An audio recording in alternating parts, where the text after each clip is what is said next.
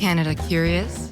This is the Yes We Canada podcast, the progressive's guide to getting the fuck out. This episode is called Who Opened For Motus? Now, there are some who wonder, how did we get here? What did we do to deserve him? They are pained. They are hurt. They do not understand. Woe the people. I'm Matt Zimbel. It's so existential of you. And I'm Mio Edelman. Now, there's a lot of people who think that Trump's opening act was Sarah Palin.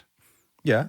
Nah, I don't buy that. No, I think so. No. Like most Manhattanites, Trump couldn't field dress a moose if his life depended on it. Field dress a moose. Yeah. Okay. Have you ever field dressed a moose? Listen, Sarah could butcher a moose, no problem. And she could see Russia from her house. And while Trump can't exactly see Russia from his house, apparently he sees a lot of Russians at his house. Where I could stand in the middle of Fifth Avenue and shoot somebody and I wouldn't lose any voters, okay? It's like incredible. That's, I'm not quite sure what to say. That's aspirational. Yep. So our premise here today is that the real opening act for Donald J. Trump, aspirational murderer, moron of the United States, is Canada's crack-smoking, hard-drinking, badass mayor of Toronto, Rob Ford. The late Rob Ford. I don't, like, we were just talking about Sarah Palin. I mean, I kind of get what you're talking about, like, up to a point. Conservative, partier, rich white dude, man of the people, sort of unconventional shit disturber. Ford had all of that going on, not to mention the crack and the 40 ouncers. But where's the sex scandals, the payoffs to strippers, all that good stuff at the intersection of democracy and pornography? Which brings us precisely to the Scum Scrum. On the morning of November 14th, 2013, Mayor Rob Ford made live broadcast history. You see, the mayor had been accused of sexually harassing one of the women who worked in his office. Apparently, his worship told her that he wanted to, I want you to make sure that your children are away from the podcast. You've been warned. We're good? Mm-hmm. The mayor was accused of telling an employee that he wanted to eat her pussy. An employee? Yeah. A female employee?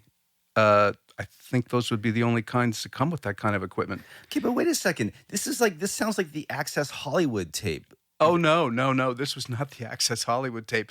This was not some hot mic. This was a press conference.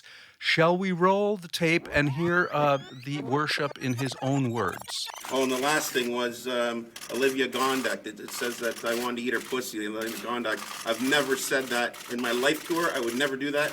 I'm happily married. I've got more than enough to eat at home. I think we need to roll that clip again. I wanted to eat her pussy. Whoa, big guy, we're live here, man. And I thought conservative politicians were supposed to embrace family values. Well, there kind of are family values if you think about it. What do you mean? Well, you could argue that his response spoke of a happy marriage, yes, a home, eating, and not straying in one sentence. Like in a live-to-air scrum. It's like it's like an expression of love. That's good spin. What? Have you ever spun for a politician before? Because you should think about that as a potential career. Now, Mio, in my life, I have three moments, like three historical moments that I will always remember where I was. Mm-hmm. The first one was, I think I was 6 or something when JFK was killed. Mm-hmm. From Dallas, Texas, the flash, apparently official, President Kennedy died at 1 p.m. Central Standard Time, 2 o'clock Eastern Standard Time, some 38 minutes ago. The second one was I was parked in front of a Build-All. I was trying to renovate, actually destroy my kitchen, when they found out that Ben Johnson had tested positive for steroids. Mm-hmm. Ben Johnson of Canada has been caught taking drugs and is expected to be stripped of his 100 meters gold medal, according to International Olympic Committee sources. The urine sample of Ben Johnson was found to contain the metabolites of a banned substance, namely stanozolol. It's an anabolic steroid. The IOC Medical Commission... It's confirmed Ben Johnson has taken steroids. He's stripped of his gold medal. He's out of the games, out of career, home in shame. And the third one was I was driving on the Gardner Expressway when I heard the mayor deliver the Scum Scrum. I'm happily married. I've got more than enough to eat at home. God damn it. I get your point. I get your point that Rob Ford might have, I don't know, at least indirectly inspired or foreshadowed at least some of the stuff we're seeing today. But I still need you to close the loop for me. I'm not exactly sure where I don't know where we're going to end up here. Okay, well, look, first of all, Rob Ford was rich. I mean, he wasn't Trump rich, but he was rich. And he was considering himself a man of the people. And at the time, he was the mayor of the fourth largest city in North America. His supporters had visions of grandeur. They called themselves Ford Nation. Mm-hmm. People, you're not a nation. You're a borough. You're a burg. You're a wannabe metropolis. Make Toronto great for once is what I say. But just like Motus, he spoke of draining the swamp. Right. He sort of played the little guy, even though he was far from anything but little. Oh, yeah. But, I mean, he didn't use he wasn't little, but he didn't use the draining the swamp thing. His catchphrase was he was going to end the gravy train at City Hall.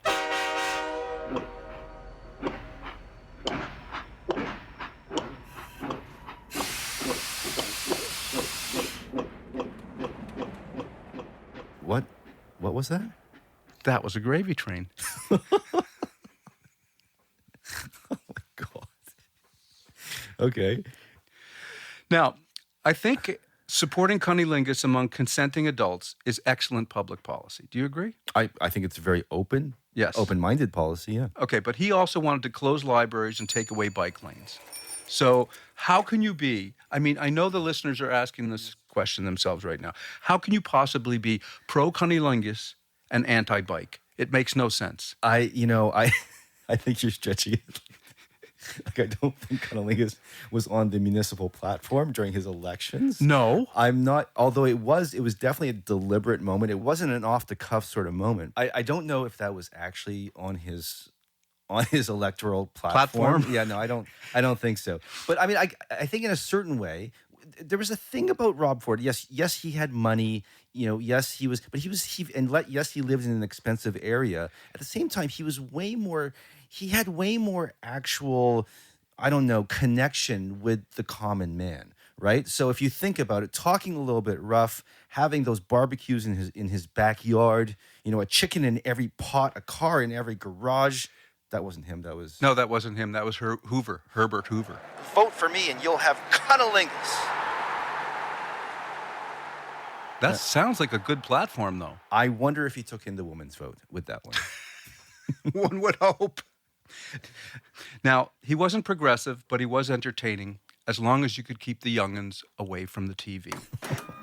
Daddy, why is the mayor eating a pussy? Go ask your mother. This will not be on the test. We're back next week. Oh, my God. With something you can actually listen to with your kids. God bless America. I'm not sure what to say. You're supposed to say, long live the Queen. Long live the Queen.